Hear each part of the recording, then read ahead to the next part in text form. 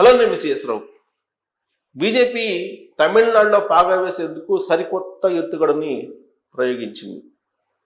అన్నాడీఎంకేకి CM అభ్యర్థిత్వాన్ని announce చేస్తూ పొత్తుని clarity తీసుకొచ్చింది. పొత్తు విషయంలో అదంతా కూడా అమిత్ షా గారు అలాగే గురుమూర్తి గారు అనేటువంటి అతను ఇద్దరు కలిసి చేసినటువంటి వ్యూహాత్మకమైనటువంటి పొత్తు అనేది ఇప్పుడు సర్వత్రా చర్చ జరుగుతుంది. ఇంతకీ ఎవరు ఈ గురుస్వామి, ఈ గురుమూర్తి? ఈ గురుమూర్తి గారు చెప్పినటువంటి దాన్ని అమిత్ షా గారు ఎందుకు ఫాలో అయ్యారు అని అంటే, గురుమూర్తి గారు నేపథ్యం తీసుకుంటే కనుక ఆర్ఎస్ఎస్ బ్యాక్గ్రౌండ్, ఆర్ఎస్ఎస్ భావజాలం పుష్కలంగా ఉండేటువంటి లీడర్. ఆయన ఆర్బీఐకి సంబంధించినటువంటి డైరెక్టర్గా ఉన్నారు. అలాగే తమిళ రాజకీయాల మీద అవగాహన ఉన్నటువంటి గురుమూర్తి గారు ఆర్ఎస్ఎస్ భావజాలంతో ఉన్నారు.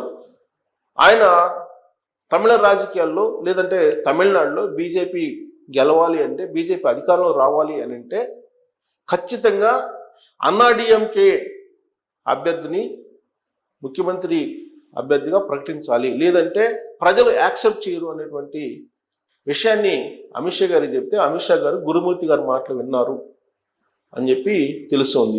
ఆ గురుమూర్తి గారే మొత్తం టర్న్ చేసేసారు తమిళనాడు రాజకీయాల్ని అని చెప్పి ఇప్పుడు సరికొత్త చర్చ మొదలైంది. ఎందుకంటే అసలు తమిళనాడులో ఏం జరుగుతుంది పాలిటిక్స్లో? సమీప భవిష్యత్తులోని అసెంబ్లీ ఎన్నికలు ఉన్నాయి. అక్కడ స్టాలిన్ దక్షిణ భారతదేశం అనేటువంటి ఒక కాన్సెప్ట్ని తీసుకొని బీజేపీ మీద వ్యతిరేకతను తెచ్చేటువంటి ప్రయత్నం చేస్తూ ఉన్నారు. ఇలాంటి పరిస్థితుల్లో డిఎంకేని అధికారం నుంచి దించాలి అని అంటే అన్నాడీఎంకేని బలపరచాలి అనేటువంటి ఒక వ్యూహాన్ని గురుమూర్తి గారు రచించారు. ఆయన వ్యూహాన్ని అమిత్ షా గారు పాటించారు. అందుకే పొత్తు కన్ఫర్మ్ అయిపోయింది. బీజేపీ అన్నాడీఎంకే మధ్య పొత్తు కన్ఫర్మ్ అయిపోయింది. సాధారణంగా బీజేపీ ముఖ్యమంత్రి అభ్యర్థిత్వాన్ని ఆశిస్తుంది ఇప్పుడున్నటువంటి పరిస్థితుల్లో. ఎందుకంటే అన్నాడీఎంకే బలహీనంగా ఉంది. అక్కడ జయలలిత చనిపోయిన తర్వాత జరిగినటువంటి పరిణామాలను మనం చూసాం. పళనిస్వామి అలాగే పన్నీర్ సెల్వం మధ్య జరిగినటువంటి రాజకీయ రాద్ధాంతాన్ని చూసాం. ఇలాంటి పరిస్థితుల్లో తమిళ ప్రజలు అన్నాడీఎంకేని అధికారం నుంచి పంపించేసింది.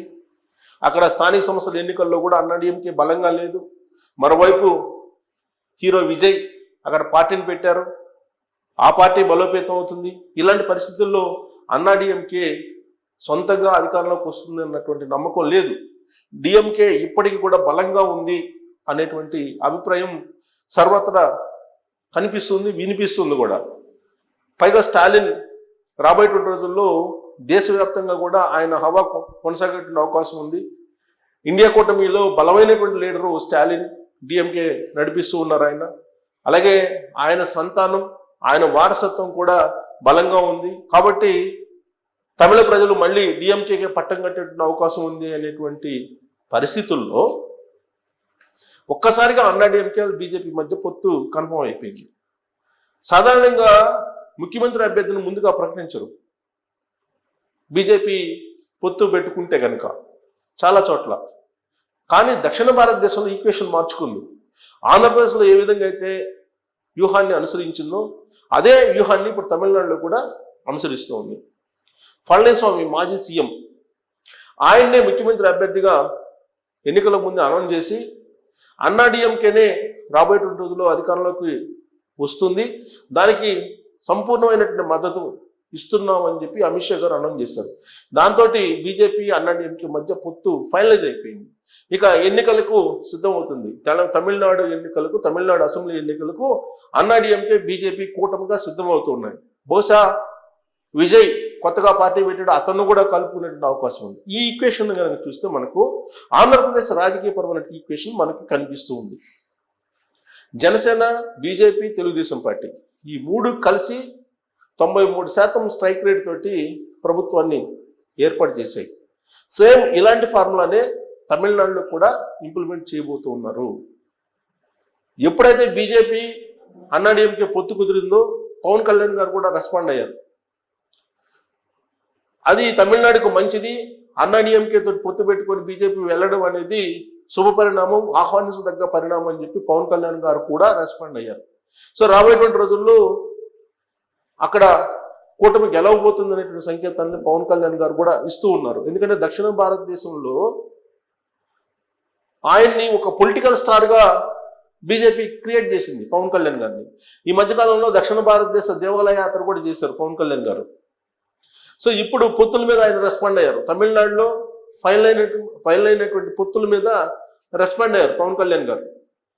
సో కాబట్టి ఆంధ్రప్రదేశ్లో ఏ విధంగా అయితే సక్సెస్ అయిందో బీజేపీ, అదే తరహాలో అదే ఫార్ములా తోటి తమిళనాడులో కూడా సక్సెస్ కావాలని భావిస్తోంది.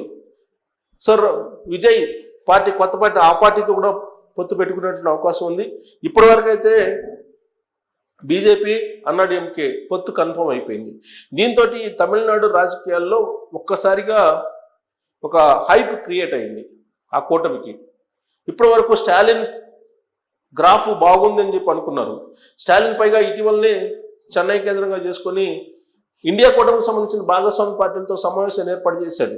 రాబోయేటువంటి రోజుల్లో ఒకవేళ నియోజకవర్గాల పునర్విభజన జరిగితే దక్షిణ భారతదేశానికి భారీగా అన్యాయం జరిగేటువంటి అవకాశం ఉంది అని. దానికి బీఆర్ఎస్ పార్టీకి సంబంధించినటువంటి లీడర్ కేటీఆర్ గారు కూడా హాజరయ్యారు. ఆ వేదిక మీదకి రేవంత్ రెడ్డి గారు, కేటీఆర్ గారు కనిపించారు. సో కాబట్టి ఓవరాల్గా ఇండియాలో రాబోయేటువంటి రోజుల్లో జరిగేటువంటి నియోజకవర్గాల పునర్విభజన అనేది దక్షిణ భారతదేశానికి అన్యాయం చేస్తుంది అనేటువంటి నినాదాన్ని పెద్ద ఎత్తున వినిపించడానికి లీడర్షిప్, నాయకత్వం వహించింది స్టాలిన్. దాంతో అతని గ్రాఫ్ పెరుగుతుంది అని చెప్పి అనుకున్నారు. కానీ ఒక్కసారిగా అమిత్ షా గారు ఎంటర్ అయ్యారు చెన్నైలో, తమిళనాడులో ఎంటర్ అయ్యి పళనిస్వామిని ముఖ్యమంత్రి అభ్యర్థిగా అనౌన్స్ చేసి ఆయన్ని ముందు పెట్టి తమిళనాడులో ఎన్నికలకు వెళ్ళడానికి సిద్ధమయ్యారు. ఈ నిర్ణయం తీసుకోవడం వెనుక గురుమూర్తి చాలా కీలకంగా వ్యవహరించారు. గురుమూర్తి అనే అతను ఆయన ఏదైతే ఎక్స్ప్లెయిన్ చేశారో తమిళనాడులో ఉన్నటువంటి రాజకీయపరమైనటువంటి అంశాలు కానీ, లేదంటే తమిళనాడు ప్రజల యొక్క, లేదంటే ఓటర్ల యొక్క మనోభావాలు ఎలా ఉంటాయో అమిత్ షా గారికి తెలియజేయడంతో టోటల్గా అన్నాడీఎంకే నాయకత్వ పగ్గాలు అప్పచెప్పి వెనక బ్యాక్ ఎండ్లో బీజేపీ డ్రైవ్ చేయడానికి సిద్ధమైంది. దీనికంటే ముందు ఆల్రెడీ అన్నామలైని బీజేపీ అధ్యక్ష బాధ్యతల నుంచి తప్పించారు. దానికి కారణం ఏంటంటే అన్నాడీఎంకేకి నాయకత్వ బాధ్యతలు అప్పచెప్పడం. ఒకవేళ అన్నామలై కనుక బీజేపీ అధ్యక్షుడిగా ఉంటే అప్పుడు పళనిస్వామికి అలాగే అన్నామలైకి మధ్య ఆధిపత్య పోరు, లేదంటే లీడర్షిప్ సంబంధించినటువంటి వ్యవహారాలు తీవ్రంగా నడిచేటువంటి అవకాశం ఉంది. ఒకే వరలో రెండు కత్తులు ఇమ్మడవు.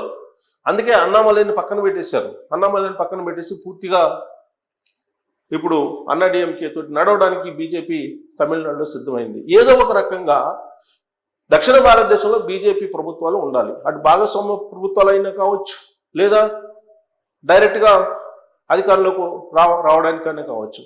డైరెక్ట్గా అధికార పగ్గాలు చేపట్టడానికి జరిపేటువంటి ముందు ఆపరేషనే ఈ కూటమి ఆపరేషన్. మీరు మహారాష్ట్రలో చూడండి. మహారాష్ట్రలో శివసేనని ముందు పెట్టి నడిపించింది బీజేపీ. ఆ తర్వాత ఏం చేసింది?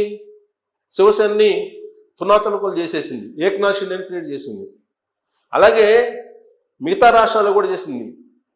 తాను అధికారంలో రావడానికి ముందుగా కూటమిని ఏర్పాటు చేస్తుంది. కూటమి ఏర్పాటు చేసిన తర్వాత కూటమిలో ఉన్నటువంటి పార్టీలని చిన్నభిన్నం చేసేస్తుంది బీజేపీ అనేది భారతదేశ వ్యాప్తంగా జరిగినటువంటి పరిణామాలను బట్టి చూస్తే ఒక అవగాహనకి రాజకీయ నాయకులు వస్తూ ఉన్నారు. మరి ఆంధ్రప్రదేశ్లో ఇప్పుడు పవన్ కళ్యాణ్ గారితో గేమ్ ఆడుతోంది బీజేపీ. మరోవైపు తమిళనాడులో రేపు రాబోయేటువంటి రోజుల్లో విజయ్ అనే అతన్ని పెట్టి గేమ్ ఆడేటువంటి అవకాశం లేకపోలేదు అన్నాడీఎంకే మీద. కర్ణాటకలో ఎలాగో బీజేపీ బలంగా ఉంది, డైరెక్ట్గా అధికారంలోకి వచ్చే అవకాశం ఉంది. తెలంగాణలో రాబోయేటువంటి రోజుల్లో బీజేపీ ఎలాంటి గేమ్ ఆడుతుంది అని అంటే 2023 ఎన్నికల్లోనే ఒక గేమ్ ఆడింది. బండి సంజయ్ని పార్టీ అధ్యక్షుడి నుంచి తొలగించేసి కిషన్ రెడ్డి గారికి అప్పచెప్పి తనకై తానే స్లోడౌన్ అయింది. బీఆర్ఎస్ పార్టీ భాగస్వామ్యంతో బీఆర్ఎస్ పార్టీ అధికారంలోకి వస్తే ఆ తర్వాత బీఆర్ఎస్ పార్టీని ఏదో చేయాలని భావించింది. కాకపోతే తెలంగాణ సమాజం అప్రమత్తమై బీజేపీని ఎక్కడ ఉంచాలో అక్కడ పెట్టి కాంగ్రెస్ పార్టీకి అధికారం ఇచ్చింది. మరి తమిళనాడు ప్రజలు కూడా అదే తరహాలో ఆలోచించి మళ్ళా డిఎంకేకి అధికారం ఇస్తారా, లేదంటే అన్నాడీఎంకేకి అధికారం ఇస్తారా బీజేపీ సపోర్ట్ ఉన్నప్పటికీ అని అంటే, హిందీ అనేది ఒకటి, దక్షిణ భారతదేశం అనేటువంటి మరొక అంశం. ఇవన్నీ కూడా తమిళ ప్రజల్లో, తమిళ ఓటర్లో బలంగా ఉంటాయి. అందుకే అంత ఈజీ కాదు బీజేపీని యాక్సెప్ట్ చేయటం అనేది దక్షిణ భారతదేశంలో ఓటర్లు. సో అందుకే దక్షిణ భారతదేశంలో ఉండే ప్రాంతీయ పార్టీతో కలిసి నడవడానికి బీజేపీ సిద్ధమైంది. మరి ఈ ఫార్ములా సక్సెస్ అవుతుందా, ఆంధ్రప్రదేశ్లో సక్సెస్ అయినట్టు అనే దాని మీద మీరు కామెంట్ చేయొచ్చు. Thank you.